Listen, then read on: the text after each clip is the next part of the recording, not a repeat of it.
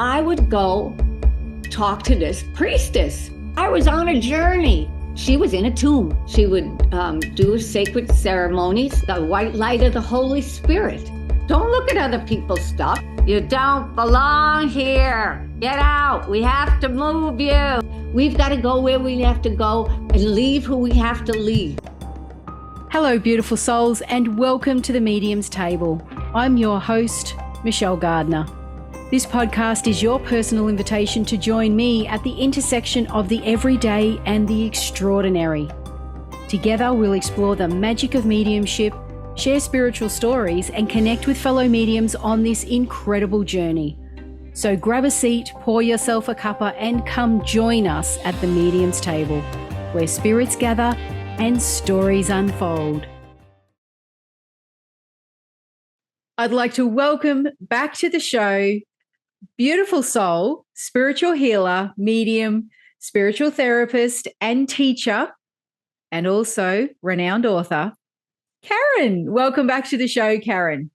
Hey, it's nice to be back. Can't wait to share this stuff. Yeah, I know. There's always something exciting when you're back on the show. What do you have for us today? Well, today I have my book called Little Karen and the Egyptian Priestess. It's about how my higher self healed my childhood. And that's little Karen right there. Yeah. And there's the priestess. So we're going to be talking about how little Karen and the priestess go on some cool adventures and have a great old time. And little Karen grows up and becomes a priestess herself. Wow.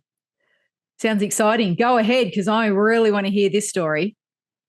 Well, you know, I have the negative past. And I did want to say that in my life, I've been really given what I need to survive. And this book talks a little bit about my childhood and all the things that I can share as ways in which you can deal with life and my life lessons. So this talks about my childhood. It also talks about my life lessons. But the most important thing is that while I was being abused, I wasn't nowhere. I was in Egypt. So every time I would be getting hurt, I would fly away to Egypt. And I would go talk to this priestess. And she was beautiful. She had dark hair, dark eyes. She was really a sacred soul. And she told me, when I first met her, and this is all in my mind, but I'll tell you after that, but it's in my mind.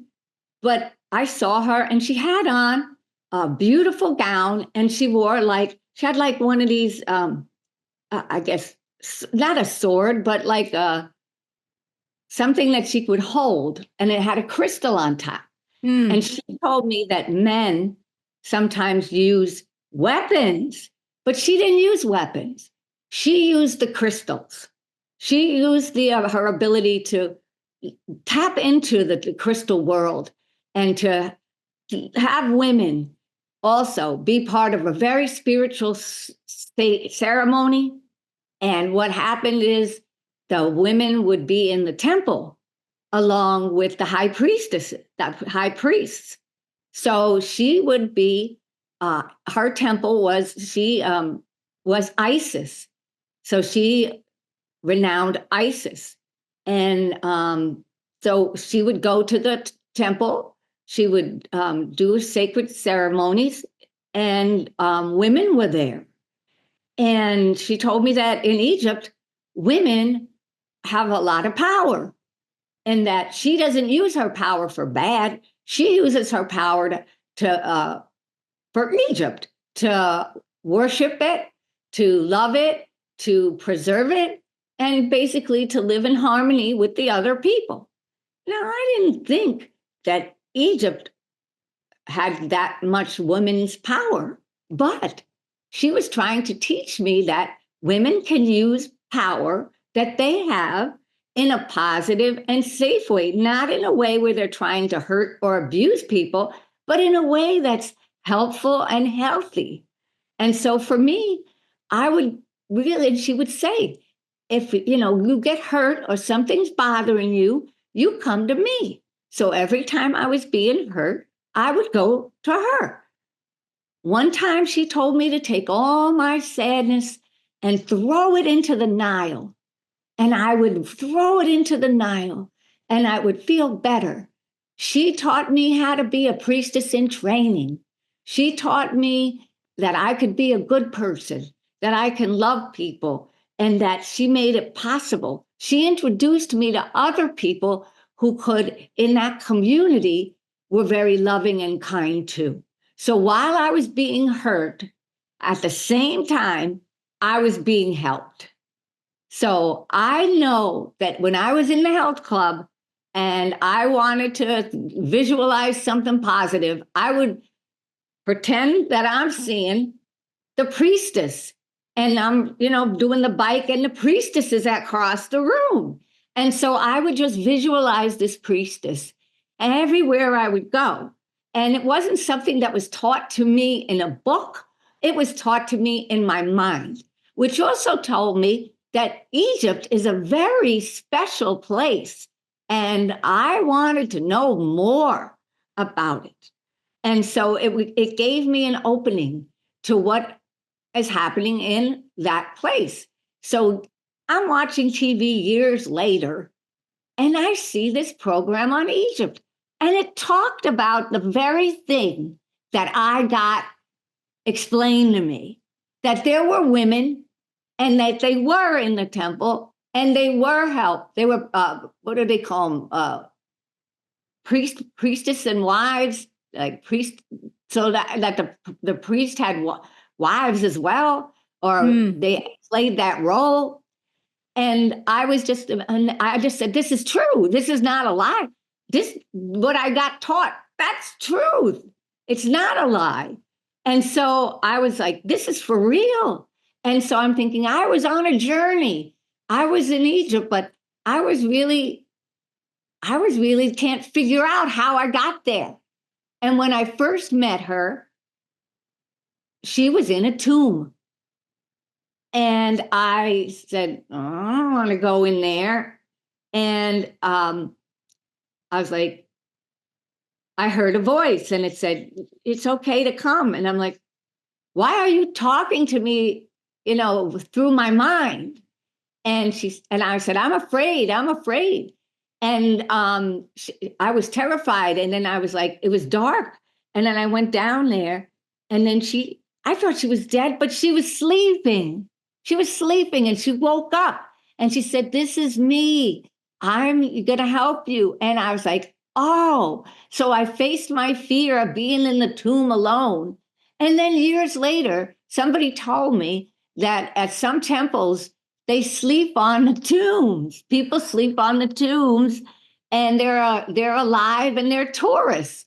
So I'm like, I know a lot about Egypt for never being there.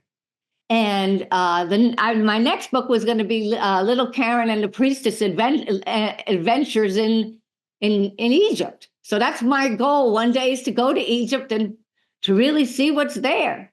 But this is about Egypt, and it's about all the things that I did to feel happy and healthy. And my higher self is the part of me that's connected to God. And the higher self came out one day a couple of years ago, and I had never had her come out. But I was at a conference, and all of a sudden I started talking in a different way.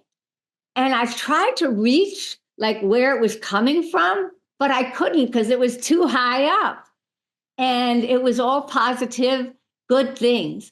But the priestess is a very positive role model. And she taught me a whole bunch about how to treat people and how to be in political situations and how do people enjoy the temples and how the people come, and she would talk to them. And it was just a lovely opportunity to know that I was being helped and that I had this fantastic out of this world experience that I never experienced physically. So then the metaphysics started to come in about, what is this spirituality and how deep does it go? And I think it goes a long way with a lot of people.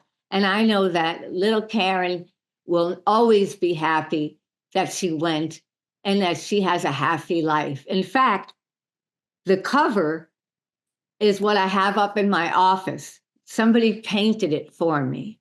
And so I look at her every day and I look at the priestess and I said that may be one story, but that is one terrific story. And it teaches me that there's something more than what we're just seeing. So at what point did you ever stop hearing the priestess? Was that just a period of time, or like what happened there? Well, the priestess is me. I'm the priestess. My higher self is the priestess. And I was talking to myself. And as I was growing, the priestess got less and Karen got more. And so I'm the beautiful priestess. And we are all the priestess. We all have our higher self that knows things that we don't know. And so for the higher self to say, hi, I became the priestess and I got initiated into the priestess role, and I am able to live it and grow. And the priestess taught me how to use knowledge, how to use power. And I learned in my therapy that power is on the inside.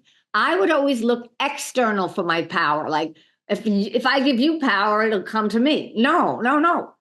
Power is on the inside. So I learned that for self-esteem, that we have all the power we need in there. And one big thing is our intuition.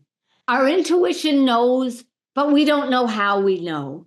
But you know how you say, just do it, and this is it. And I would trust myself that way. And I taught intuition classes about how to really key in on that intuition, because that's how I did therapy. I did therapy through intuition. My insides would say, okay, ask them this question. Okay, say this. And I would do it. But I never knew that nobody else ever used their intuition. They were using something else. But I was using the intuition and it was being right to me. So part of my job was to teach that intuition, how to believe in the gut. And it's a process. Intuition training is a process. So, one thing you could do for your intuition is you could have a book of hunches. You can have a diary, and you can put what your hunches are. You can also put what your dreams are, because dreams are important too. And I think that with the intuition, we know a lot of things that we don't think we know, but we know it. And, and then my friend would say, well, we have to remember what we've forgotten, that we are of the intuition. And, we got to remember that again. And I would always say, when I had something interesting, I would say, hey, you want to hear something weird?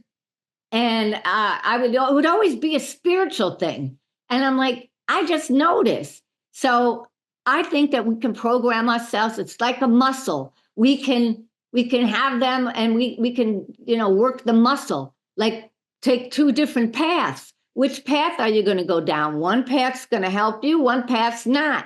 So you take your mind and you go, okay, let's see what's on this path. And then you come back and you figure out, well, what's this one like? And then you can make decisions. So it's a decision maker. All the corporate people are intuition experts, but they won't tell you that. But I went to an intuition network where most of the people were scientists and people of high caliber intellect. And they were the ones teaching intuition. So I do want to know, it can be worked like a muscle. It can grow, and you can learn more from it. And remember, whenever you think you don't know how you know, but write those down so that you can see what you know. and that you probably have a real gut feeling about everything.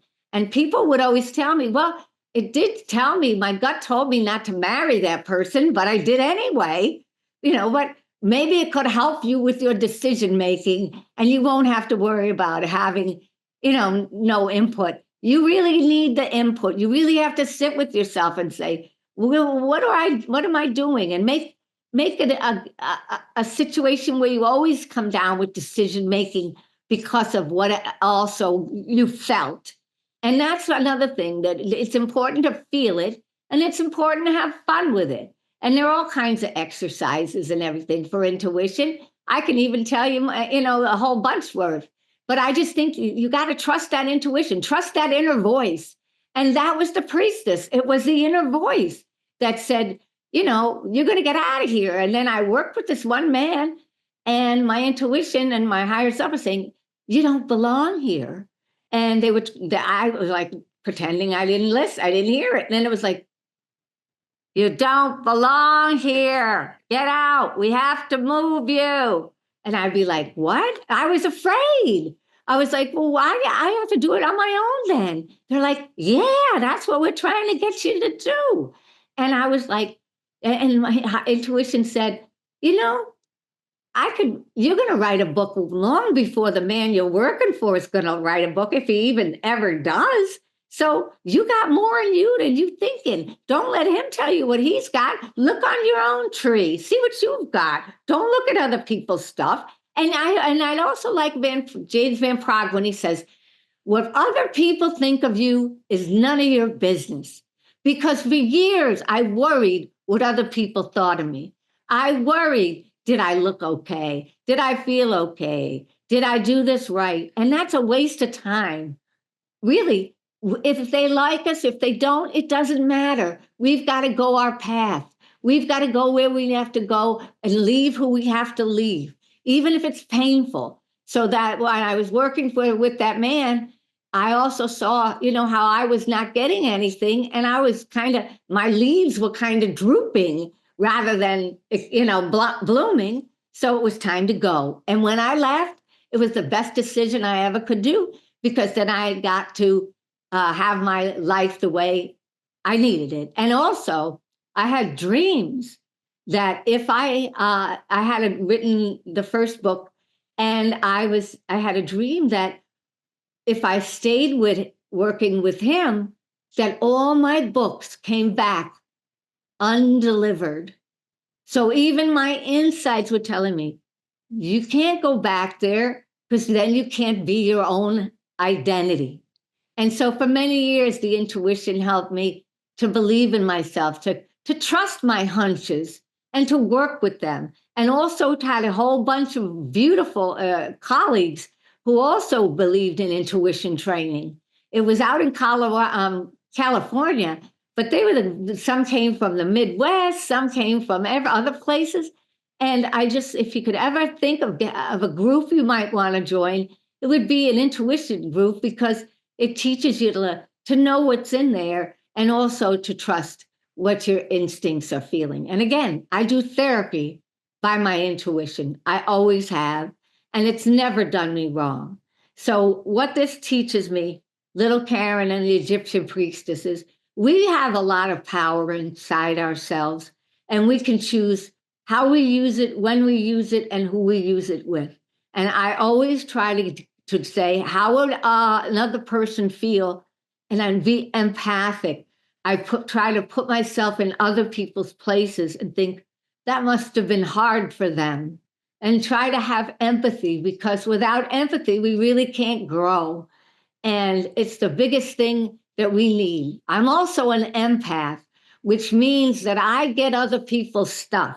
All of a sudden, I'm feeling really bad. And I'm like, is this me? Or is this what I'm picking up from other people? So I want you to know, be aware of the energy that's around you. If the energy is kind of blah or negative, you need to ask, what the heck's going on? And I also believe that there's something called vampires who suck out the energy from you. Judith Orloff wrote a book about, being an empath and how important it is, and also how other people's energy gets in you and sucks you dry.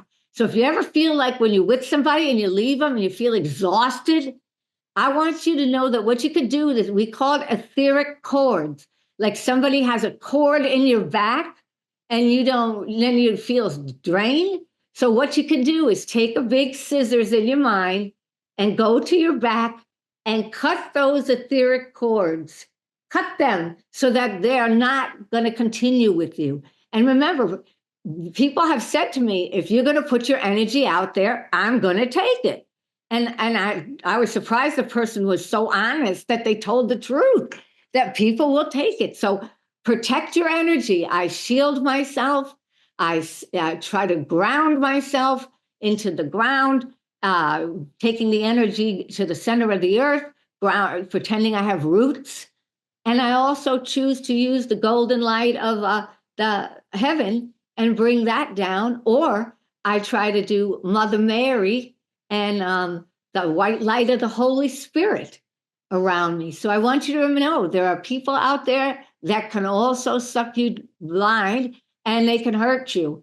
And I will not allow that. And I learned to set a shield around me so that this way I can protect myself. Otherwise, if people can get inside your energy, they can hurt you. So you want to make sure that you're kind, but that you're not wide open. So be careful. Shield yourself, especially around here, and also cut those cords. I call it the snip method. Like if anything's attached to you and you don't want it there, snip, snip, snip. And you'd be surprised. And I also tell people that there's a vacuum at the bottom of your spine, and that you can vacuum out all the chakras, all those energy centers in our spine. You can clean them and get all the negative out of them, because sometimes people bring it to you, or it's your own stuff too. So take the vacuum, go from the bottom of your spine all the way up to your head, and suck out whatever negativity is, whatever stuff's in there, suck it out, and then blow up the bag. And then that's a way. So with the grounding, with the surrounding, with the protecting, you have to realize that when you give to people, it is draining, and you're going to need to do some self-care. So the priestess always did self-care and always had her own little workouts, walks, whatever she did, and take care of herself. And she came to know that we have to take care of ourselves, because other people might not treat us so well. And that's sad to say, but we try to always be in the light of positivity. We always try to be in that universal light. And I always think the universe has your back. Actually, that's a book. It's called The Universe Has Your Back. For many years, I always was thinking the universe is my friend. And so remember, the universe has your back. You're not alone out there. And again, it's always, you're never alone. I was always alone. I was always alone talking to angels. When I was in, grade school, I'd have some angels around me, and I would just put them in a circle, and they'd clap for me and go, yay. And I'd go, yay, because I didn't have any people to do it. And my neighbors were really nice people, and they helped me. The lady, actually, this is my neighbor, a picture of my neighbor. She was like an angel to me, and I used it for the cover, but that's the old cover. I'm sorry, that's the cover for the other book. But I think it's important to know that other people can help you, and they were earth angels to me. They told me I could go to college. They told me I could go for free. They told me that, I could come and work at their store and, eat dinner with them sometimes. It was really lovely the way that they helped me. And so I want to encourage people, if people don't seem to have a family, or if their families aren't supportive, you could try to befriend that person. I had somebody whose mother was passing, and she was 99. And I would let her come to my house and do laundry. And that was helpful to her, because she hardly could get out of the house with her mom so sick. And so she'd come, and I'd give her some snacks. We'd have fun. We'd watch TV, and then she'd go back home. So try to give people something back if you can, and if it's something that you want to do. So I try to do positives for people. So in all of being a priestess in real life is that you get to have the experience of joy. And again, I think my whole life has been an experience on how to create joy, how to create happiness. I didn't even know how happy I was until I started talking about it. But I'm here for the long haul. And I told God, you're not taking me anytime soon. But remember, little Karen grew up. She grew up strong. She grew up good. And now she's helping other people. And God's with me. And so I have my necessary, and I have an enormously kind husband who I wouldn't be here without. He is an amazing person. And without him, I don't know who I'd be. So I just want to thank God for all the blessings and all the gratitude that my whole recovery and healing is. And I want to offer that to you too, every one of you out there, that you too think of the gratitude. Also write a gratitude list, put it in a book, focus on what you are getting, not what you're not getting. So in gratitude, we raise our vibration. We allow different levels of thinking.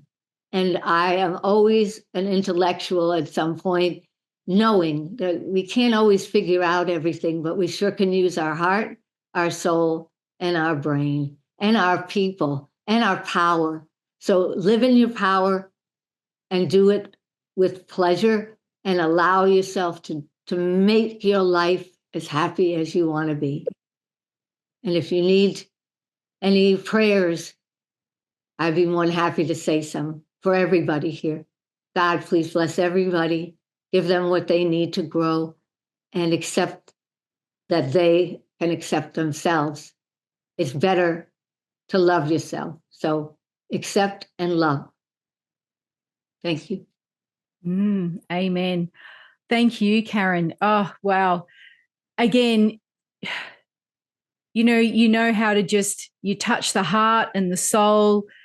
So much inspiration and so many wise nuggets in there, so much wisdom and so much, listening to you is like a therapy session in itself. It's a self-help. It's a self-help interview. That's okay. Amazing. I don't mind. Amazing. Just amazing. Karen, where can people find you and where can people find your book? Okay, this book is Little Karen and the Egyptian Priestess. It's on Amazon. I know you can get ones that have already been used, so you don't have to get a new one if you don't want to. It's a good read, it's fun, and it's also uplifting. And just know that you could also call 708-352-6587. That's my voicemail. And I also have spiritcoachkaren.com. So I'm all about the spirit, and I'm all about love. And I want to thank Michelle, a beautiful human being, kind, caring, and genuine as well. And I want to thank you for your lovely opportunity. And so God bless. Thank you, Karen. Thank you. And thank you for being on the show. And we look forward to having you back very soon. Thank you so much. God bless. Bye. Thanks for joining me at the Medium's Table. The universe is always speaking. Listen and let your spirit soar. Curious for more? Click on one of the videos below and remember to subscribe.